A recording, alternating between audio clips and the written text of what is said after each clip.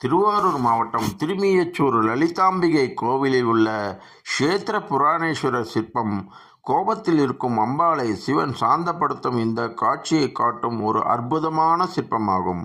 வலதுபுறம் இருந்து பார்த்தால் கோபமாகவும் இடதுபுறம் இருந்து பார்த்தால் சாந்தமாகவும் அம்மனின் முகம் தெரியும் வகையில் இது மிகவும் நன்றாக செதுக்கப்பட்டுள்ளது. இது சோழர் கால கலைநயத்திற்கு மிக ஒரு சிறந்த எடுத்துக்காட்டாகும். திருமியச்சூர் ஸ்ரீ மேகநாத சுவாமி கோவிலில், அதாவது திருவாரூர் அருகில் உள்ள இந்த கோவில் வெளிப்பிரகாரத்தில் அமைந்துள்ளது. இந்த சிற்பம் சிவன் அம்பாளின் கோபத்தை தணித்து கன்னத்தை வருடி கொடுத்து சமாதானம் செய்யும் நிலையில் கங்கா விசர்ஜன மூர்த்தியை காட்சி தருகிறார்.